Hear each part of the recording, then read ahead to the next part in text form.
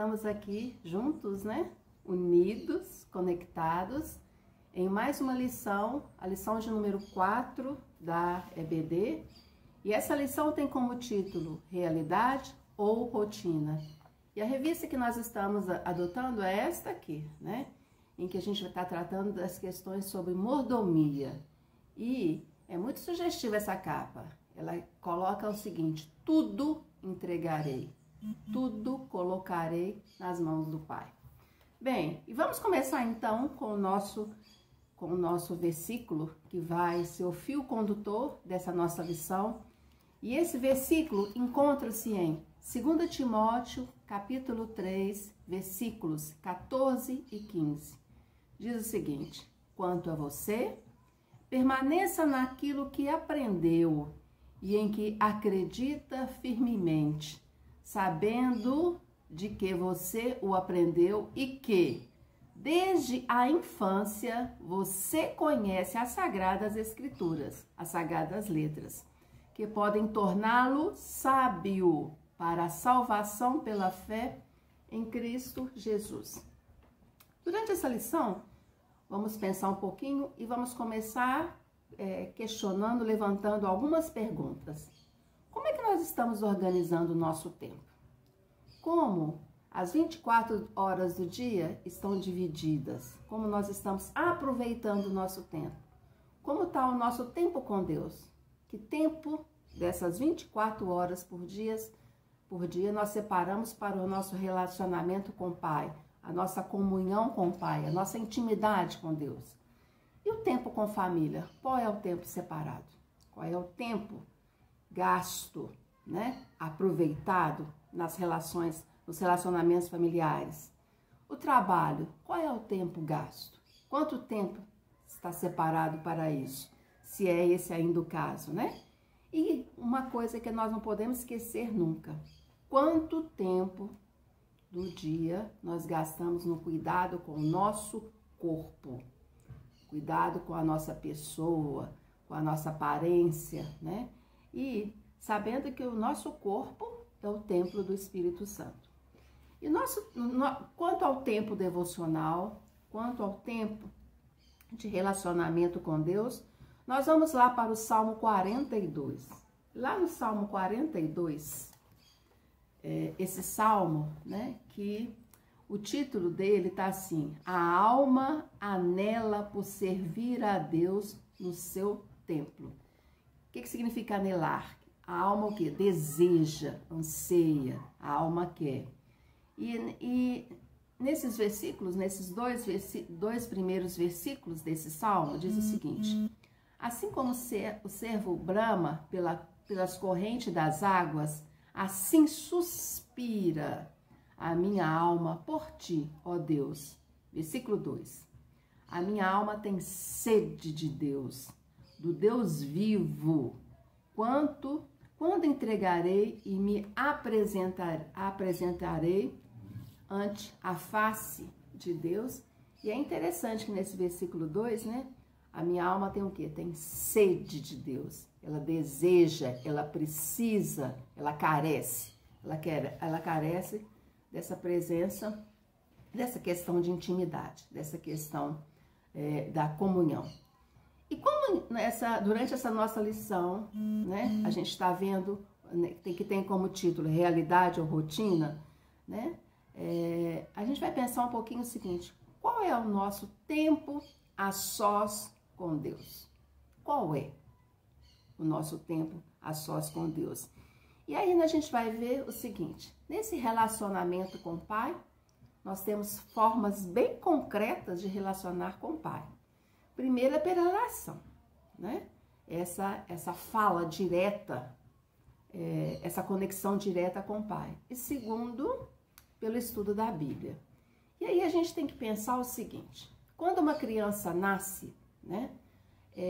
Ela vai recebendo, ela tem o leite materno, né, que é um alimento que por aquele tempo, por um tempo, ele vai ser suficiente para aquela criança, né?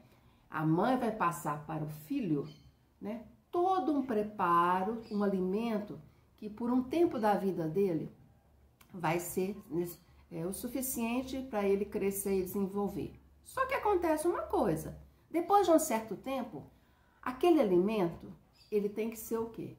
Ele tem que ser substituído, ou tem que acrescentar outras coisas. Para quê?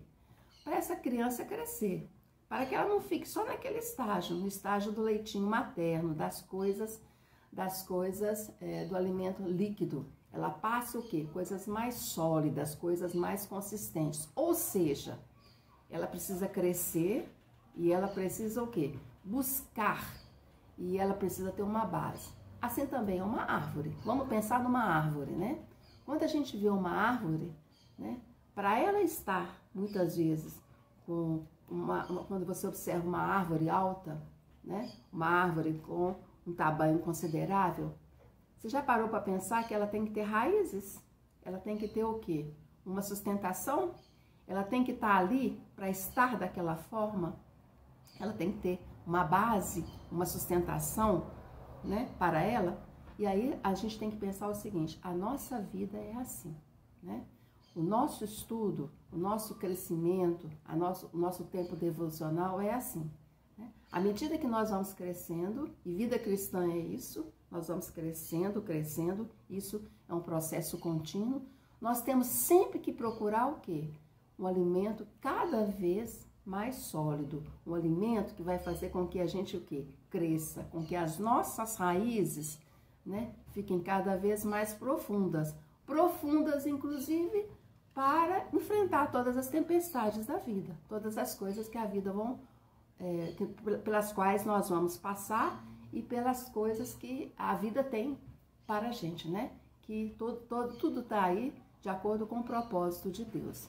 E isso é maturidade cristã, né, meus queridos? Nós temos que pensar que quando a gente pensa que a gente tem 20 anos, 30 anos, 40 anos, 50 anos, e aí a gente tem que parar e pensar o seguinte, como é que está o nosso alimento? Será que o nosso alimento está sólido? Nós estamos procurando cada dia um alimento com mais consistência para a gente crescer cada dia mais? Né? A gente tem que pensar isso, as nossas raízes têm que ficar cada vez mais profundas. O nosso combustível tem que ser tal que sustente todas as situações pelas quais passamos na vida. E maturidade cristã passa por isso, né? Maturidade cristã, ela passa pela questão da disciplina, né? Aquela rotina, aquela questão do dia a dia e aquela questão da constância. Nós precisamos, nessa jornada, nessa caminhada, nós precisamos o quê? Ter disciplina e sermos pessoas constantes, né? Termos disciplina no nosso relacionamento com o Pai, na leitura da Bíblia, no tempo de conversa, de fala, na questão da oração, esse momento em que nós separamos para o quê? Rasgarmos, né? Abrir nosso coração perante o Pai. E aí nós temos que pensar o seguinte, o estudo da Bíblia, da Palavra de Deus, né? Ele tem que ter o quê? Ele tem que ter um momento separado no nosso dia a dia. Ele tem que ter um local onde a gente possa o quê? Parar, pensar, refletir, entender que a Bíblia não é um livro qualquer, é um livro de contato, onde nós estamos em contato direto com o Pai. E é onde que Deus está falando com a nossa pessoa. O Pai fala com o Filho e o Filho pode conectar com o Pai. Então, a leitura da Bíblia, nós temos que pensar nessas situações.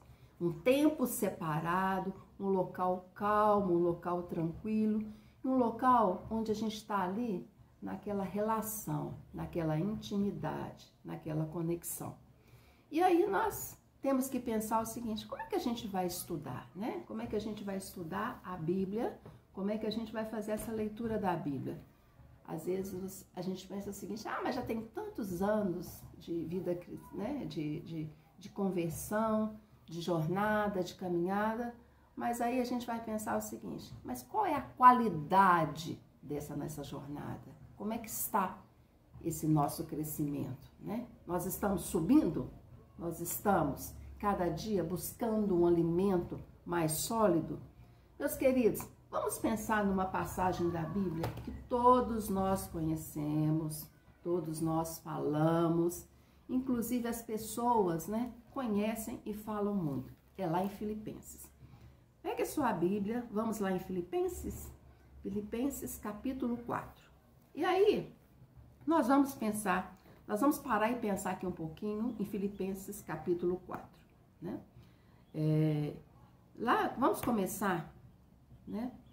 O versículo que todos sabemos e que as pessoas, inclusive, em algumas situações chaves da sua vida, em alguns momentos difíceis, as pessoas falam o versículo 13. Posso todas as coisas naquele que me fortalece. Mas, o que está antes? E o contexto? E o escritor? Em que situação que ele fez isso? Em que momento da vida o escritor, né? Ele estava escrevendo esses versículos que são tão famosos e tão conhecidos. Então, olha só, começa no versículo 11, né?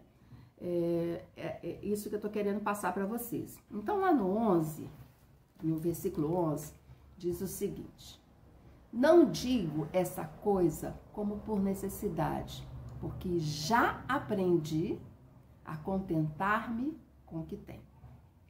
Sei estar abatido e sei também ter abundância.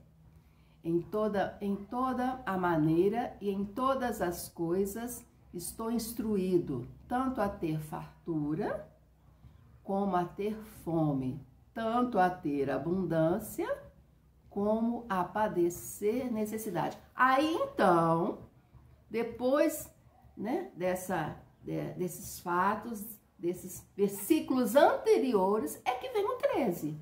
Aí vem o 13 falando: posso todas as coisas naquele que me fortalece. Percebe então o que eu estou querendo dizer? Então, quando a gente fala um versículo, quando a gente pensa num versículo, a gente tem que pensar o quê? Em que situação que foi escrita isso? Antes, qual era a proposta do escritor? Ele estava querendo falar o quê? E aqui o escritor, né, muito conhecido nós estudamos muito a vida dele, ele fala o seguinte: ó, eu passei por tudo nessa vida, por tudo que vocês imaginarem, tudo. Todas as situações, né, por todas por enfermidade, por tudo que vocês pensarem, eu passei. Eu sei estar contente. Eu sei estar contente em todas as situações.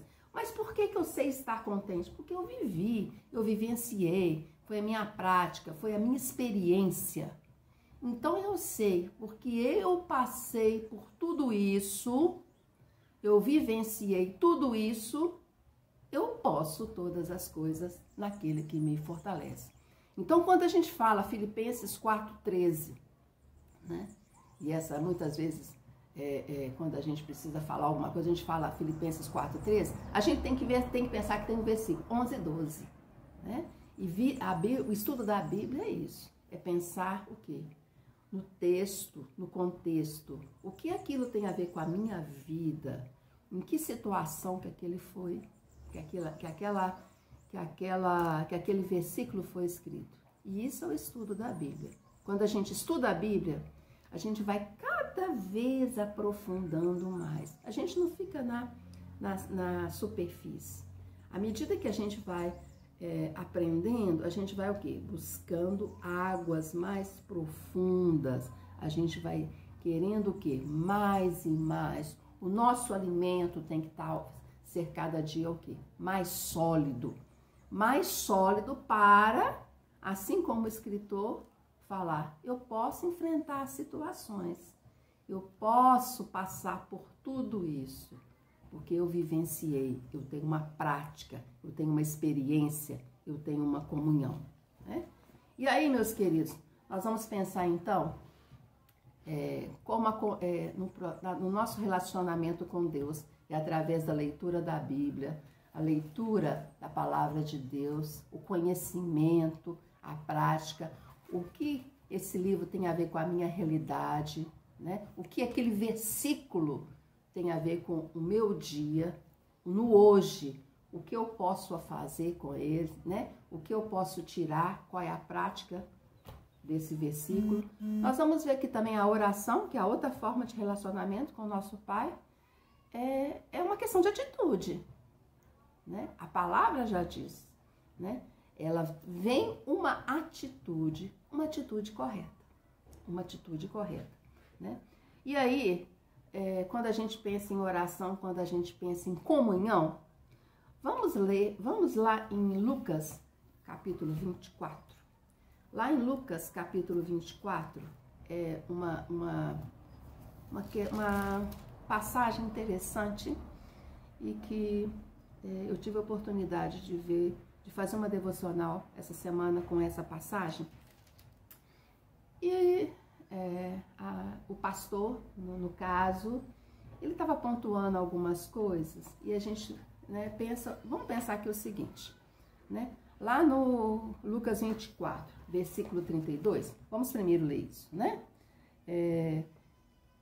E disseram um para o outro, eram os dois discípulos, né? Eles estavam ali.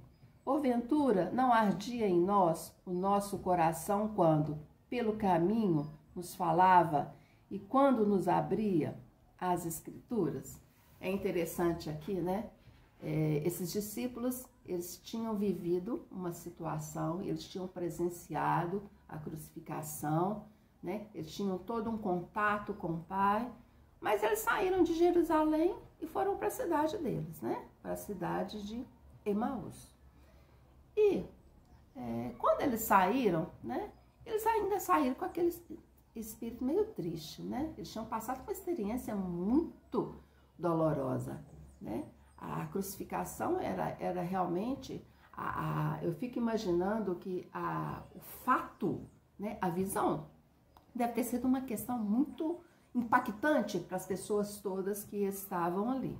Esses discípulos tinham visto, tinham ouvido, né, aquilo tinha sido um fato. No caso, eles sabiam que Jesus iria passar por aquilo e sabiam da ressurreição, mas até então aqueles discípulos caminhando, né, falando das suas coisas, eles não tinham ainda tomado corpo da situação, eles não tinham ainda percebido que a ressurreição era um fato, que Jesus já tinha ressurreto, né?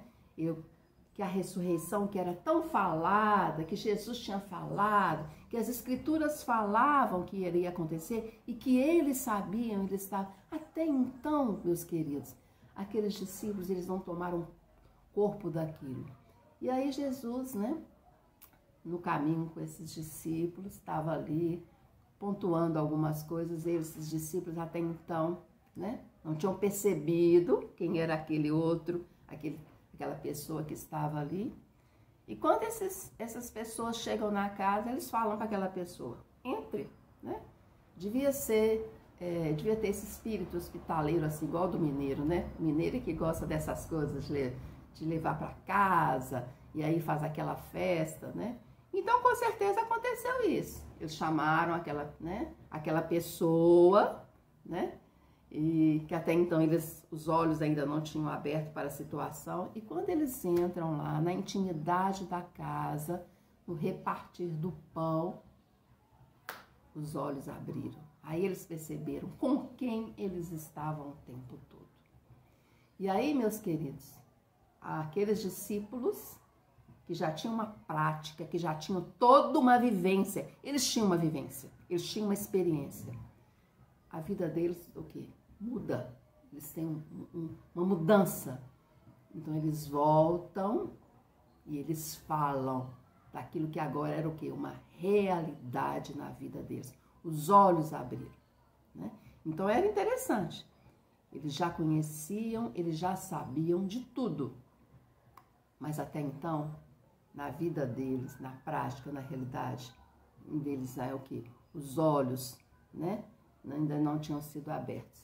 E aí eu fico pensando o seguinte, será que na nossa vida, na nossa caminhada também nós não estamos que nem aqueles discípulos? Nós sabemos, conhecemos, né? Estamos ali naquele dia a dia, naquela rotina, mas muitas vezes nós estamos que nem eles. Nós ainda não percebemos, né? Quem é essa companhia constante? o poder dessa companhia, o poder de restauração, de transformação, de cura, né? De salvação. E aí, meus queridos, vamos então para uma parte que, já que nós estamos falando de oração, de conexão, de comunhão, de intimidade, vamos falar então da oração em família. E quando a gente fala em oração em família, nós vamos para Deuteronômio.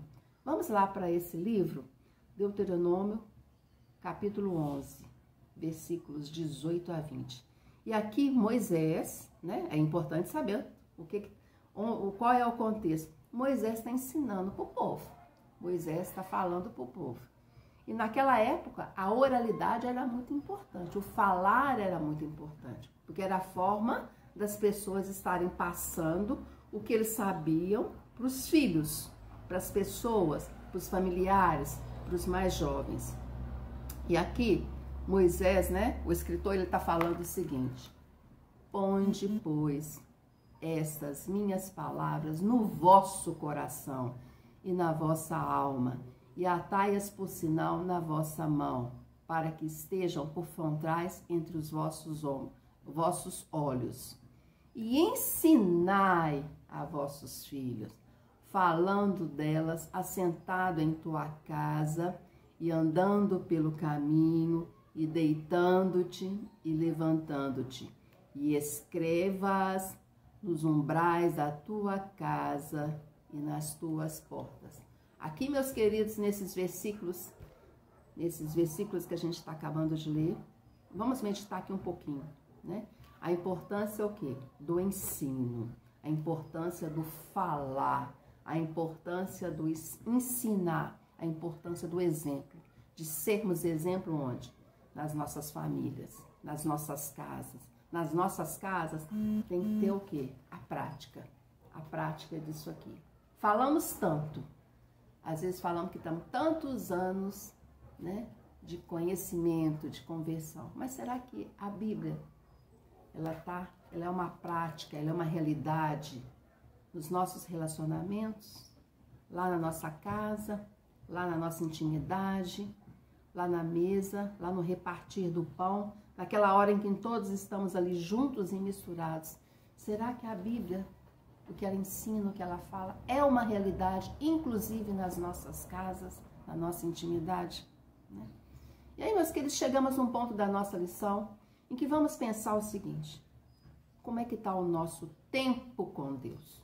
O nosso relacionamento com Deus, né? A nossa hora, o tempo, o local, o horário, né? A nossa fala com Deus. Como é que está? Como é que está essa intimidade, essa conexão, essa comunhão? Vamos pensar, vamos parar e vamos pensar nisso, né? E vamos pensar durante essa semana nisso. Como está o nosso relacionamento com o Pai, nosso tempo com o Pai. E no nosso momento, então, musical, nós vamos, então, fazer uma coisa muito importante. Nós vamos agradecer, né?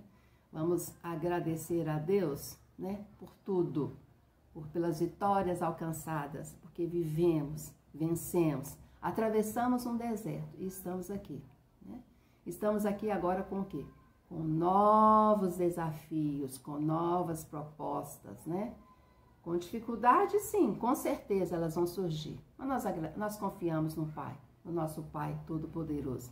Então vamos ouvir essa música e vamos cantar, né? Porque cantar também é importante. Vamos louvar a Deus.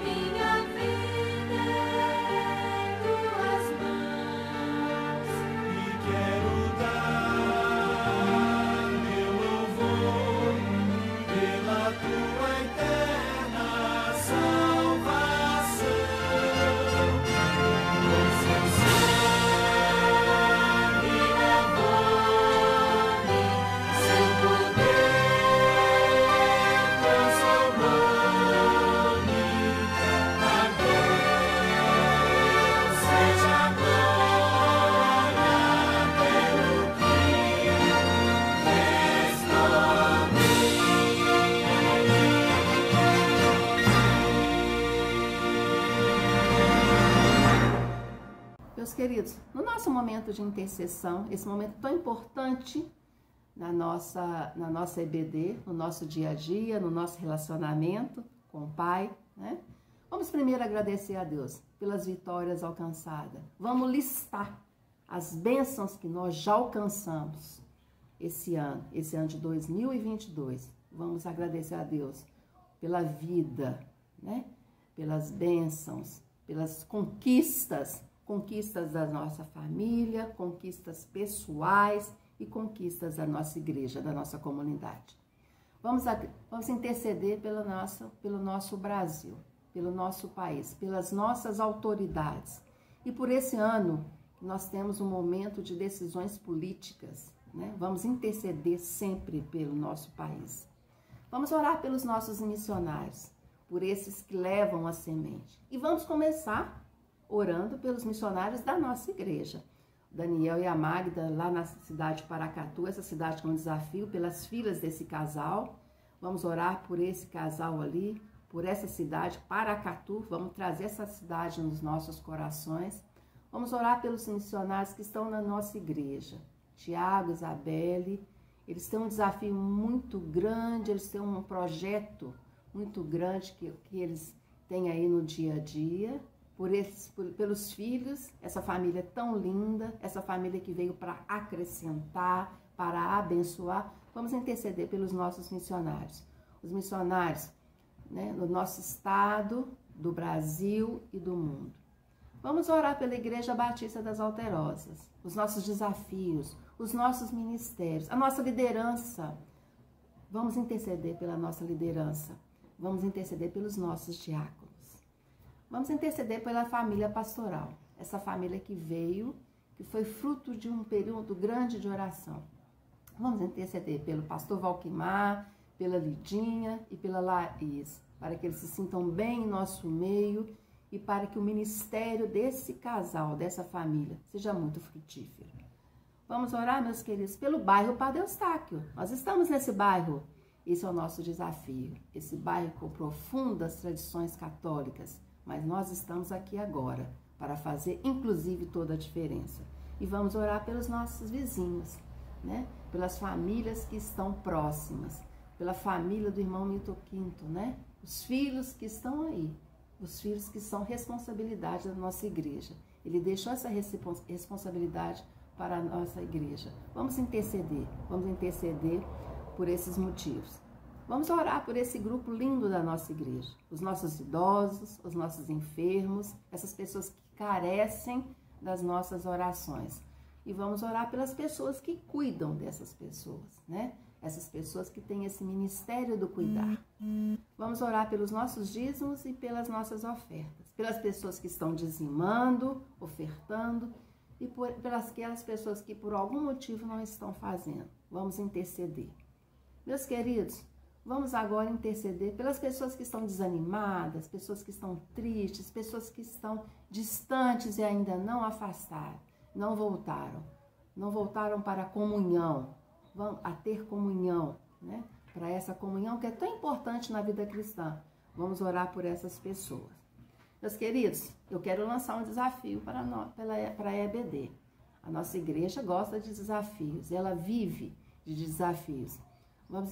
Eu desafio a minha igreja, eu desafio aos meus alunos a entrarem em contato com as pessoas que estão distantes, a entrarem em contato com as pessoas que ainda não retornaram, por um telefonema, por oração. Vamos começar a fazer as conexões e vamos falar, né, que nós já estamos num novo local, nós temos um templo, nós temos uma família pastoral. Vamos espalhar as boas novas, né? E agosto tá aí. Agosto nós vamos voltar com as nossas aulas presenciais, né? Espero que realmente esse seja um momento de crescimento, né? Um momento de comunhão e que tudo seja feito para a honra e glória de Deus. Até breve.